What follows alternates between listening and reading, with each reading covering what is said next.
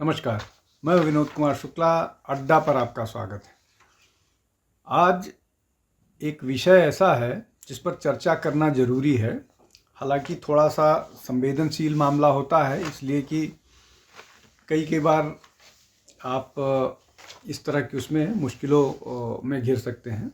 अदालत का मामला है। अदालत के फैसले कई बार रीजनिंग पे फिट नहीं बैठते हैं, लेकिन पूरे व्यवस्था में फ्रीडम ऑफ स्पीच की बात तो होती है, लेकिन अगर आप अदालत के कुछ निर्णयों पर आप प्रश्न कीजिए तो आपके लिए कंटेम्प्ट वाली मुश्किल आती है।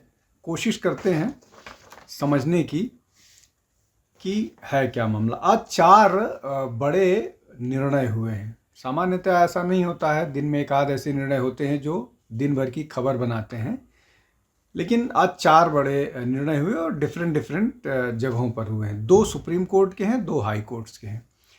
पहला मामला है कुणाल कामरा का। कुणाल कामरा को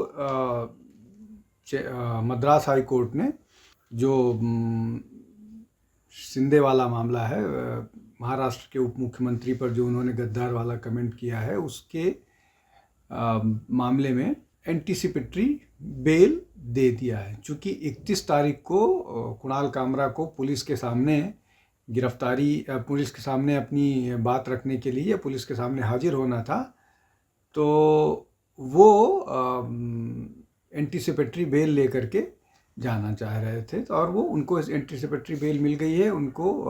हालांकि ये एंटीसिपेटरी बेल जो है वो महाराष्ट्र की एक अदालत में भी कोशिश की गई थी, उसने नकार दिया है। इसको लेकर के बहुत सारी बातें हो रही हैं। दूसरा मामला है जस्टिस वर्मा को लेकर के। जस्टिस वर्मा के खिलाफ जो उनके यहाँ कैश की रिकवरी हुई है, उस मामले में एक वकील ने एक मामला कोर्ट में डाला था। सुप्रीम कोर्ट गए थे और उन्होंने जस्टिस वर्मा के खिलाफ, जो दिल्ली हाई कोर्ट के जस्टिस थे, उनके खिलाफ FIR दर्ज करने की बात कही।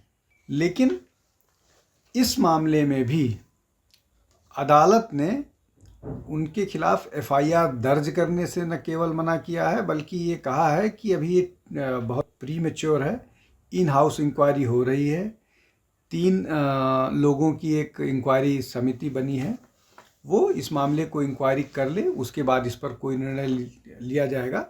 हालांकि जो सोशल मीडिया पर या बाकी जो चर्चा हो रही है, जो लीगल एक्सपर्ट्स हैं, उनका कहना ये है कि अगर ये किसी हाई कोर्ट के या किसी और जज का मामला नहीं होता तो अदालत आनन फानन में FIR दर्ज करने की बात कर देती। हालांकि इसमें भी बहुत सारे लोगों का मामला है कि एक सेलेक्ट ग्रुप को भी के खिलाफ अगर ये मामला होता तो FIR नहीं होता है। वो क्या मामला है वो आगे के 2 केसेस से स्पष्ट हो जाएगा। तो ये मामला हो गया। अब इसमें इंक्वायरी हो जाएगी, इंक्वायरी होगी, उसके बाद इस पर क्या निर्णय लेना है ये होगा। तो एक मद्रास हाई कोर्ट का मामला हो गया, दूसरा सुप्रीम कोर्ट का मामला हो गया, तीसरा और सुप्रीम कोर्ट का मामला है कांग्रेस के राज्यसभा सदस्य इमरान प्रतापगढ़ी के खिलाफ गुजरात में एक FIR दर्ज हुई थी।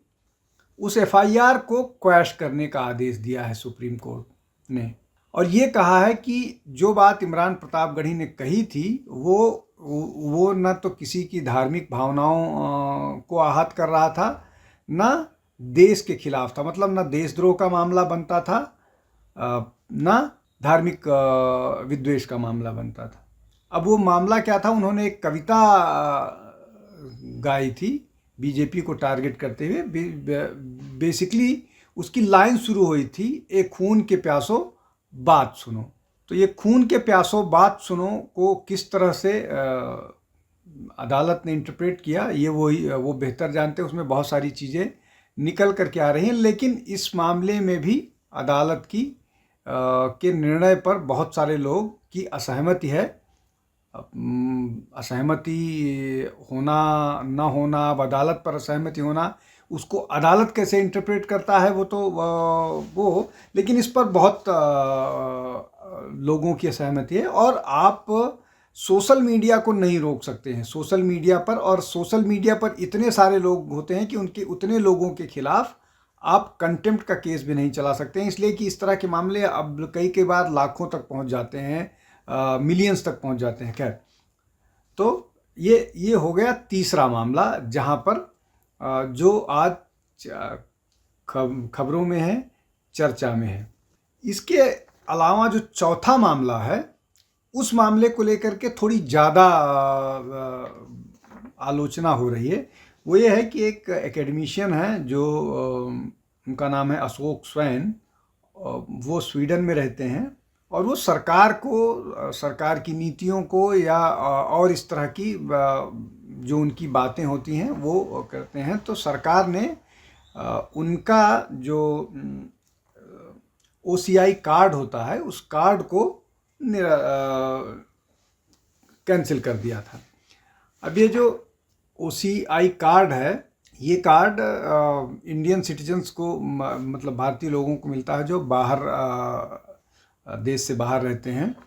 तो इसको लेकर के जो अशोक स्वैन है वो उन्होंने मामला ये दिल्ली हाई कोर्ट लेकर के गए। दिल्ली हाई कोर्ट ने सरकार के निर्णय को निरस्त कर दिया है।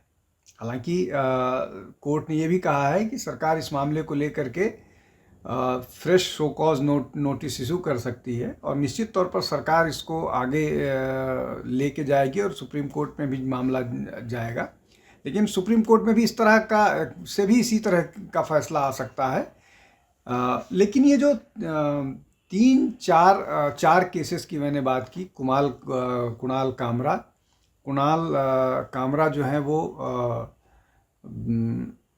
उन्होंने अपनी बात मुंबई में कही, और उन्होंने वो ये जानते हुए कि चेन्नई चले गए कि यहाँ मुंबई में रहेंगे तो उनकी गिरफ्तारी तुरंत हो जाएगी, और वो वहाँ जा कर के चेन्नई जा कर के वो फिर अपनी बात का फॉलो अप करते रहे। और उसके बाद उन्होंने निर्मला सीतारमण पर भी बात कही, उसके बाद उन्होंने एक बार फिर एकनाथ शिंदे के बारे में कही और लोगों के बारे में कही। तो ये वो बहुत चालाकी से जानते हुए चेन्नई गए, और वहाँ से जानते हुए कि उनको वहाँ से रिलीफ मिल जाएगा, और वो रिलीफ मिल भी गया, ऐसा लोग कह रहे हैं, सोशल मीडिया पर भी कह रहे हैं। अब जस्टिस वर्मा को लेकर के सबका एक ही कहना है कि अदालतें जो हैं वो अपने लोगों को डिफेंड करती हैं। ये सीधे सीधे सोशल मीडिया पर एलिगेशन लग रहा कह लीजिए, या बातें हो रही हैं। तो ये जो मैं जितनी भी बातें कह रहा हूँ, मैं सोशल मीडिया और बाकी और जगहों पर जो बातें कही जा रही हैं उसी को आधारित करके कह रहा हूँ। अब अशोक स्वैन के बारे में भी है कि अशोक स्वैन जिस तरह की बातें करते हैं वो बहुत ही डेरोगेटरी होती हैं, कई के बार देश के बारे में, कई के बार किसी समाज के बारे में होती हैं।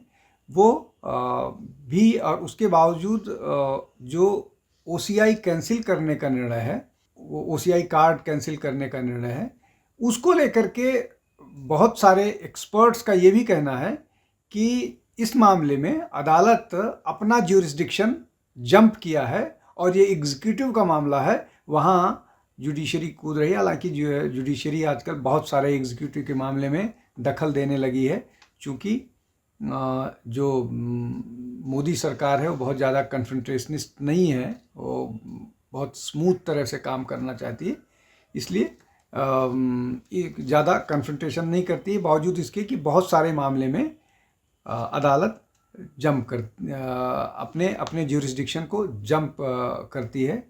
वो इंटरप्रेट कर सकती है कानून को, लेकिन वो कई बार लॉ बनाती हुई नज़र आती है, नए नए प्रेसिडेंट सेट करते हुए नज़र आती है। फिर विवाद होगा जब ऑर्डिनेंस के द्वारा सरकार उसको निरस्त करेगी, तो इस तरह की विवाद आता है। खैर, अब इसके बाद इमरान प्रतापगढ़ी का मामला है। इमरान प्रतापगढ़ी के जक्स्टापोजिशन में नूपुर शर्मा का पर कोर्ट की टिप्पणियों को रखा जा रहा है और उसको कंपैरिजन करने की कोशिश की जा रही है कि एक तरफ क्या अदालतों का मानना था और दूसरी तरफ क्या मानना है। और इस तरह के शब्द, एक खून के प्यासो बात सुनो, ये किस तरह की बात है, इसलिए कि इसके पहले इमरान प्रतापगढ़ी के नेता राहुल गांधी ने भी किस तरह की बात की थी, उस पर भी उनको रिलीफ मिला था। और भी बहुत सारे लोग हैं। हालांकि ये इस तरह की चीज़ें होती रहती हैं। खैर, तो कुल मिलाकर के ये जो आज के 4 बड़े निर्णय हैं, ये 4 बड़े निर्णय पर पूरा का पूरा सोशल मीडिया में चर्चा हो रही है, बात हो रही है। और वो बात आप खुद सोशल मीडिया पर जाकर देखते हैं। निश्चित तौर पर ये बातें जो जुडिशरी है वहाँ तक भी पहुँचती होगी, चीफ जस्टिस तक भी पहुँचती होगी, और निश्चित तौर पर वो इन सब बातों पर संज्ञान भी लेते होंगे। आज के लिए बस इतना ही। आप हमारे साथ जुड़ते रहिए, हमारे चैनल को लाइक कीजिए, शेयर कीजिए, सब्सक्राइब कीजिए, जिससे ज़्यादा से ज़्यादा लोगों तक पहुँच पाएँ और बेहतर वीडियो लेकर के आ पाएँ। बहुत बहुत धन्यवाद। नमस्कार।